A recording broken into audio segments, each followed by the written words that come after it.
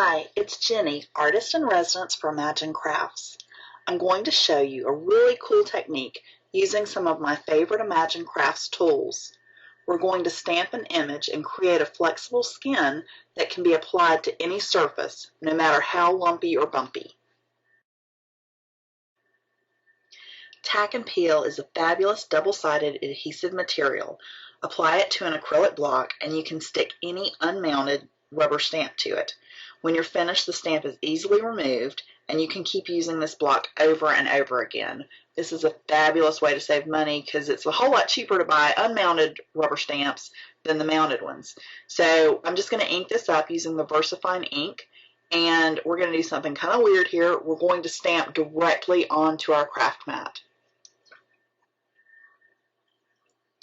As we're designing our skin, we can layer our stamps. So now I'm going to ink up a flower, and I'm going to stamp it where it's overlapping the grid image that I've already stamped.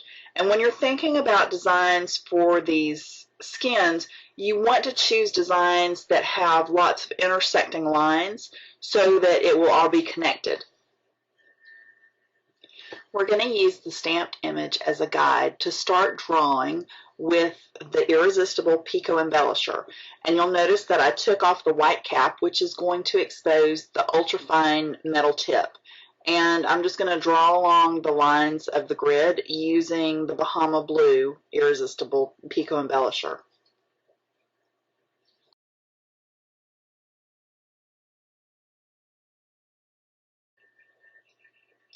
If you didn't want to use a stamped image, you could certainly freehand any design that you wanted to, and this technique would be really fun with that as well. The flower is a lot chunkier design, so instead of unscrewing the cap at the white part, I'm going to unscrew it at the black part, which exposes a little bit fatter application tube, and that way I can apply my medium a lot faster than I could with the ultrafine tip. You'll notice I have some white space in my design, so it would probably work in the petals to leave it as it is. It wouldn't work in the center. So I'm going to come back with the Pear Tart Irresistible Pico Embellisher and just add some details to my flower. The hardest part about this technique is the next part, and that is leaving it alone to let it dry and not messing with it or going back and touching it. So I did this at night and then just let it set completely overnight and came back the next morning, and that way it was fine.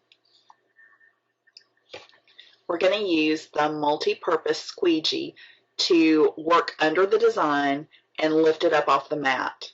And you want to be careful with this because your skin can tear, but just with a little patience you can get it up in one piece, and you'll be amazed when you hold up this piece because it retains the exact shape that you designed it on the mat. And your mat will be fine. You can see mine has a little bit of the design still showing, but I just took a wet cloth and it cleaned right up. And now you can also understand why you need those intersecting lines and not just some free-floating images, because the whole piece is going to stay connected together. And once you get this up, you're going to want to just put it aside, and you'll notice it kind of sticks to itself. That's fine. You can just pull it back into shape. And I just laid mine on a piece of paper until I was ready for it on my canvas. I love adding stamped images to my canvases, but sometimes you have a canvas that you've added so much texture to, it would just be nearly impossible to get a good clean stamped image. So creating these skins will allow you to still have that stamped image, but it gives you a different texture and finish, and you can move it around, which is really cool, and see exactly where you'd like for it to be. I ended up cutting my skin apart, and then when I found the right placement, I just simply glued it in place.